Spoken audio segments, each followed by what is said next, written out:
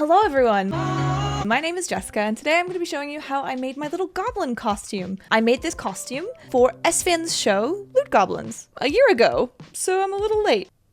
Sorry. A little bit of backstory, I've known and kind of spoken with Esfan on and off, like over the years. We kind of like circulate the same spaces. So we were trying to get some kind of collab to happen at some point, and it just so happened that it lined up that his season finale of Loot Goblins was coming up, and I was like, oh, what if I made a little goblin and I could be the goblin? And he was like, yeah, that's fine. You don't have to do that, but okay. And I was like, yeah, that's what I want to do. This is kind of the concept I came up with. Shot it off to him and I was like, what do you think? And he was like, yeah, that's good. I like that. I actually didn't do a shoot or anything in it. I only have whatever footage of me dancing with Zach.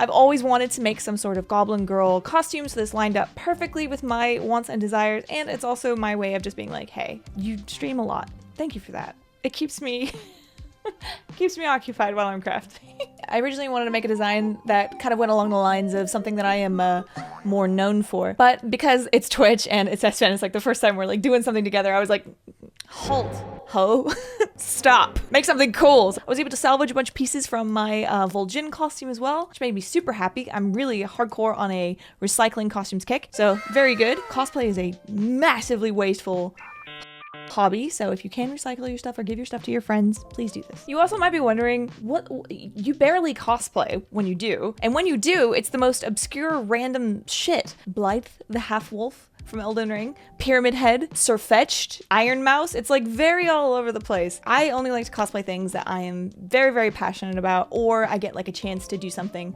with like someone I really admire, look up to, or like friends. Cosplay for me is very much that outlet. You know, I do the other stuff so that it can fuel this lifestyle of just making costumes that I want to make whenever I want to make them. So passion projects are the key to my happiness these days. So I made a sexy goblin for a Twitch streamer. If you watch the stream, I was so incredibly nervous. It was like the first time hanging out and they're like, hi, how's it going? You're green. Get on camera. I was like, but they were lovely. Everyone made me feel super comfy. I will say though, that dance with Asmon made me feel so much better. I can't dance. You can't dance. I know you probably hated it, Zach, but thank you.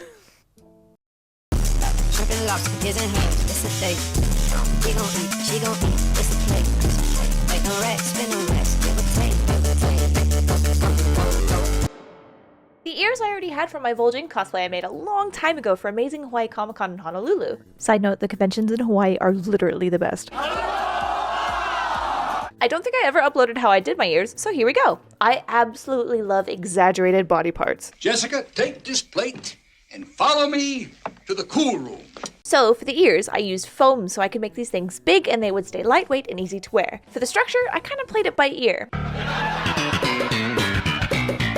I used foam dowels for the earlobes and 2mm foam for all of the cartilage in the ears. Foam is a great option for this because it's light, you can morph and warp it afterwards, and it's easy to glue together with some hot glue. Now technically these are troll ears, but with a bit of green paint and some extra bling, these quickly became big floppy old goblin ears. The earrings and studs are just made out of foam and Warbler. Lately I've been on a real reuse everything, anytime, anywhere, so I found some old gems I originally made for my Buette cosplay. I used those for the earrings. Okay, I need this answered right now. Do you say gauges, plugs, or spacers? Tell me right now, I'm at war with Ryan about this. For the top or breastplate that I designed, I took an old bra and patterned out the shape onto some purple scaly dragon fabric. This worked perfectly as the base color and look for the breastplate. Once it was all sewn together and then glued on, I took some contact cement and some foam bevels and did some typical fantasy, wow style titty designs. You know the ones.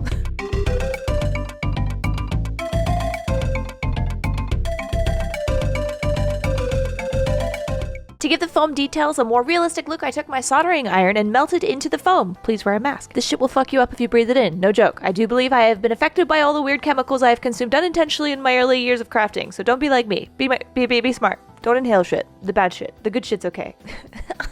I added a wee skull that I had made for my Krampus that I just tore off because fuck that costume, it was last year, move on, throw it away, throw the fire. I've had a bang energy drink and I feel amazing. Use brown base for your paint coat and then a gold on top because gold kind of oxidizes into brownish. I can't get enough of this antique gold rub and buff. I love this gold. To add a little bit more plate to the breast, I cut some 3mm foam, did a little and then laid some of the same fabric over top. I just used spray adhesive to put it together. Press your fabric into the foam and trim off the excess. Then just glue that right onto the bra. This is always my cheeky way of making breastplates without really making breastplates. Do some foamy details to make it cohesive with the booby cups and a little gem to make her shine. After everything was painted, I used my airbrush to bring more depth and dimension to the breasts. Breast dimension. I would like to go there. Here it is. Look how cool that looks. That's a little preview of the rest of the costume, so don't look at that. Now onto the pants. I needed a good fabric to work with. I didn't want to run out and grab some new stuff because I'm trying to use what I have these days, so I took some lighter green fabric and dyed it with a Rit black dye. I was able to get a really awesome, almost tie-dye looking green fabric that looked worn and weathered. Quick forewarning, I didn't really record too much of this, so I'm gonna zoom. I used the same technique that I used for my Nosuke pants for these. Wanted to juice my pants, so I added some inner brown leg panels. To sew these together, you have to cut out the exact same shape of the piece you're adding and then sew it inside out so you have a nice seam. Since I already had some gold going on in my bra, I figured let's get some gold piping or edging around the costume. Just cut a long, thin piece of gold and sew it in between the brown and the green. Wow. I don't really measure things when I make stuff, which is bad. Don't do that. Measure your stuff. I just know roughly what my body likes and feels like with measurements. Once you have all the panels and extra goodies and crap, you can flip those inside out and sew them together and then flip them back out. Hem the bottom of the legs and around the top of the waist with enough space to fit a little bit of elastic through the top of the pants. That way you can put a safety pin onto the end of some elastic and then feed it through all the little channels you made and pull the elastic tight. Because these are going to be poofy harem and Nosuke style pants, you want to make them slightly bigger around the waist and the legs so when you do finally bunch it up, it gives it nice poof pants party. Sew your legs together. No, I don't want to do that. Come on. Sew the seam channels and then feed it all through. Put a safety pin at the end of some elastic and then just feed it through the channels. I will put some links and stuff down below for a better description on how to make these harem style scrunchy, spaunchy pants. My little goblin feeties are just from my Arendi costume that I made for 2K for their Battleborn event at San Diego Comic-Con forever ago. I just painted them green. Airbrushing things make them look so cel-shaded and cool, so I did the same thing with the pants as well. Make sure I got into all the nooks and crannies to make it look absolutely fucking filthy. And finally, I used some puffy paint to give it some sort of cartoony looking stitching. For the pant cuffs, I just took my old Vol'jin leg armor, chopped that up, and put that at the bottom. I was actually able to salvage a lot from this costume, so thank you, Vol'jin. Claps in the chat, boys. I made goblin sweatpants. Next, we attack the hood. I cut out this shape because the shape makes it so you have a long, cheeky tail on the end of your hood once you sew it all together. For the hood, take your fabric, fold it in half, and then cut two sides. Sew along the quote-unquote back of the hood, since you'll need to be able to use the front for your face and the bottom of your shoulders, so keep those open. I wanted to add a little bit more funky design to my hood, so I did the same paneling thing to the hood that I did with the pants. Remember, to line your hood, you gotta cut another identical shaped hood and sew that inside out so you can attach it to your base. Did you know that? Yeah? No? You didn't? You do now. There will be a quiz. Next was the little shirt thing for the hood. Again, I just eyeballed the fuck out of this because I've literally made this little shirt hood combination 1,000 times with all my original outfits. So just guess. Welcome to my tutorial. Make a little back piece, two little swoopy pieces, sew the top corners to the top swoops, and then connect the sides and leave a hole for the arms. I also added a bunch of gold trim because loot goblins like goblin gold. For the end of the hood, I added an earring and a little gold coin to give it a little bit more dangly, dippy, droopy, fat titty weight.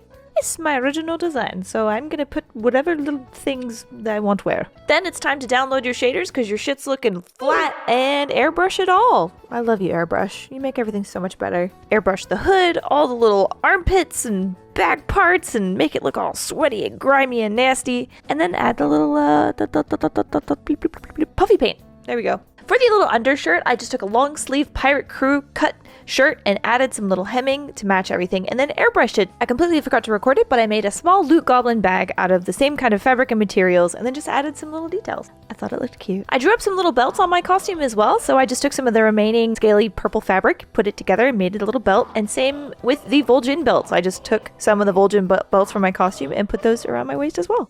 Evil Ted has this awesome skull mold, so I just made a bunch of little skulls and made those my goblin buttons for around the costume. I just realized my goblin doesn't have a name. You have to name her now. Add a goblin name in the comments right now. And finally, I took this medical athletic wrap tape stuff and dyed it a nice tan color and then airbrushed it for all my little leg wrappies and things. Jessica.